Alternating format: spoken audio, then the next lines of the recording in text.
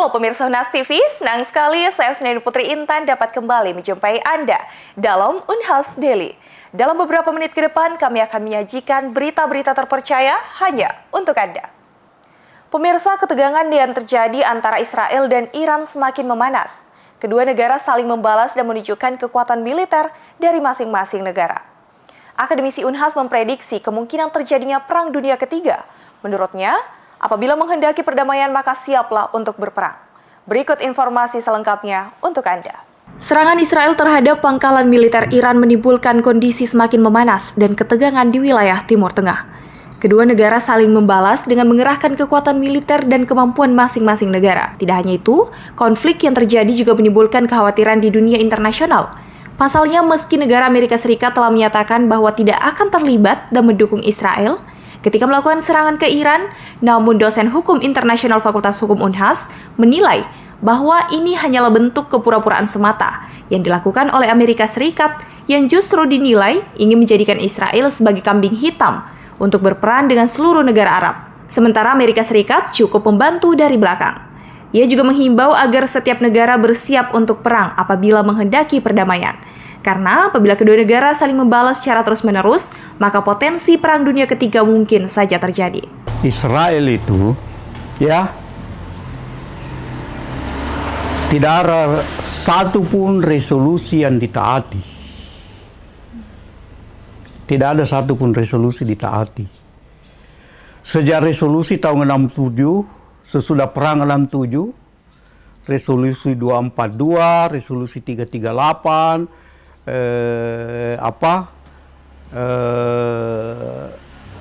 Abraham Accord, kemudian tidak satu pun yang dia taati. Iya. Dengan demikian, sebaiknya dunia siap saja berperang. Kalaupun itu yang dikatakan Perang Dunia Ketiga, apa boleh buat?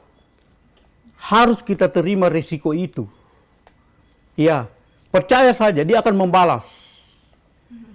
Sekalipun Amerika sudah memberi jaminan pura-pura, jaminan pura-pura bahwa ini kami tidak akan bertanggung jawab, tidak akan mendukung lagi Israel, tidak akan membantu lagi Israel kalau dia menyerang Iran.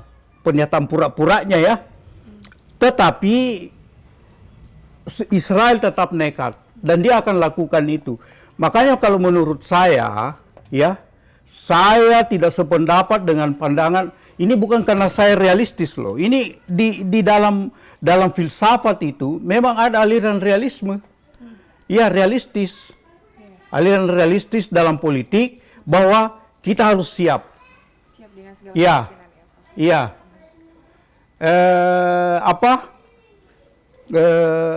Ada istilahnya itu, civis pacem parabellum.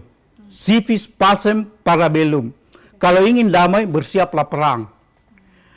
Makanya kalau menurut saya, dunia harus bersiap.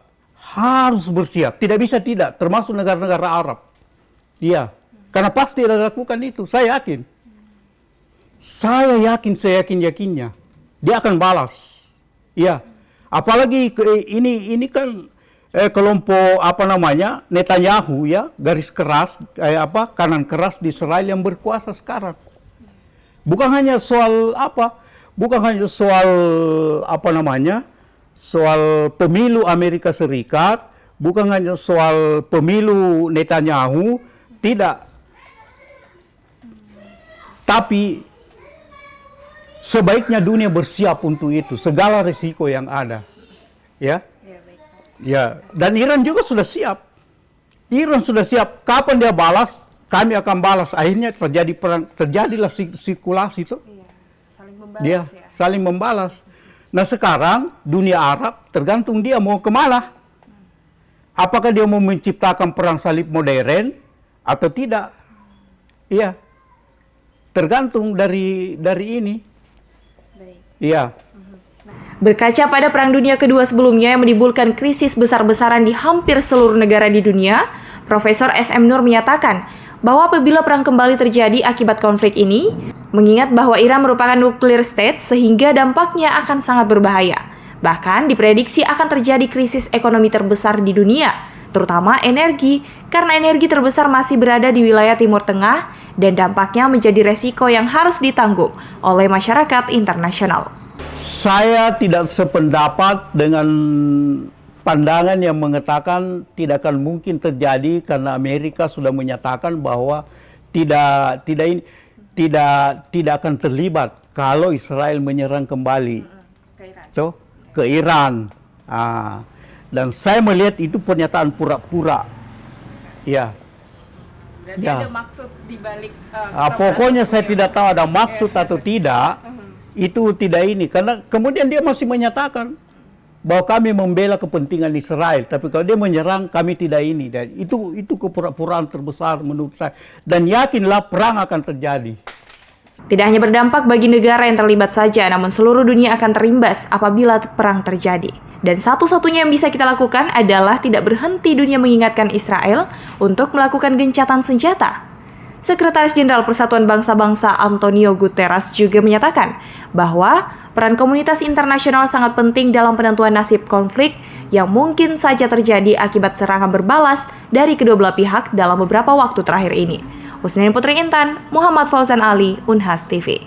Mahkamah Konstitusi menggelar sidang pengucapan putusan sengketa pemilihan presiden 2024 di Gedung Mahkamah Konstitusi, Jalan Medan Merdeka Barat pada Senin 22 April 2024. Mahkamah Konstitusi menolak permohonan sengketa hasil pemilihan presiden dan wakil presiden 2024 yang diajukan oleh pasangan Anies Muhaimin dan Ganjar Mahfud. Berikut poin gugatan yang ditolak oleh Mahkamah Konstitusi dalam sidang putusan sengketa Pilpres 2024. Mahkamah Konstitusi telah menggelar sidang perselisihan hasil pemilihan umum Presiden dan Wakil Presiden pada Senin 22 April 2024.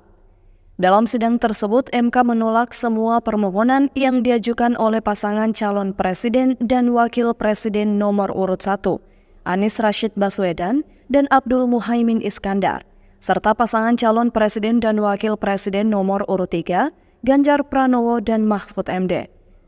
Sengketa ini diadili oleh 8 hakim MK yang dipimpin oleh Ketua MK Suhartoyo.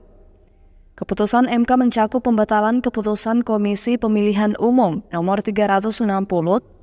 Ketua MK Suhartoyo menyatakan bahwa amar putusan telah diambil setelah MK mengadili dalam eksepsi dan menolak eksepsi termohon serta pihak terkait secara keseluruhan. Dalam pokok permohonan, MK juga menolak permohonan pemohon untuk seluruhnya. Sidang PHPU ini membahas 6 klaster isu yang diajukan oleh pemohon. Di antaranya poin 3.11 independensi penyelenggaraan pemilu, mengenai Bawaslu tidak menindaklanjuti dugaan pelanggaran pemilu yang dilakukan pasangan calon nomor urut 2 yang ditolak oleh MK karena tidak beralasan menurut hukum. Kedua, mengenai keabsahan pencalonan presiden dan wakil presiden. Dalam poin 3.12 menyebutkan intervensi presiden dalam perubahan syarat pasangan calon dan dalil pemohon mengenai dugaan adanya ketidaknetralan termohon dalam verifikasi dan penetapan pasangan calon yang menguntungkan pasangan calon nomor urut 2, sehingga dijadikan dasar bagi pemohon untuk memohon agar mahkamah membatalkan atau mendiskualifikasi pihak terkait sebagai peserta pemilu. Ketiga, dalam poin 3.14 membahas terkait bansos dan keterlibatan lembaga kepresidenan. Selanjutnya adalah tuduhan kepada Presiden Joko Widodo melakukan mobilisasi pejabat atau aparatur negara untuk melanggengkan kekuasaannya. Hal tersebut dijelaskan dalam poin 3.17 terkait keterlibatan aparatur negara dalam pemilu 2024. Padahal pemilu melarang keterlibatan aparat negara dalam pemilu. Kelima adalah poin 3.20 yang membahas terkait pemohon mendalilkan terjadi pelanggaran prosedur penyelenggaraan pemilu yang mempengaruhi hasil perolehan suara. Bahkan poin 3.21 menyebutkan terdapat 502.563 kejanggalan dalam daftar pemilih tetap dan ditolak oleh MK karena hal tersebut tidak beralasan menurut hukum. Terakhir adalah pemanfaatan aplikasi Sistem Informasi Rekapitulasi Elektronik atau Sirekap, menyebutkan kecurangan sistem IT dan penggunaan teknologi Sirekap yang membuat angka perolehan suara. Amar putusan mengadili dalam eksepsi, menolak eksepsi termohon dan pihak terkait untuk seluruhnya. Dalam pokok permohonan, menolak permohonan pemohon untuk seluruhnya. Berdasarkan hal tersebut, amar putusan menetapkan menolak eksepsi termohon dan pihak terkait untuk seluruhnya dan menolak permohonan pemohon untuk seluruhnya. Rahmatia melaporkan untuk Unhas TV. Pemirsa, berita tadi sekaligus menutup perjumpaan kita hari ini. Terus saksikan Unhas Daily hanya di Unhas TV. Saya Seni Putri Intan beserta kru yang bertugas pamit undur diri dan sampai jumpa.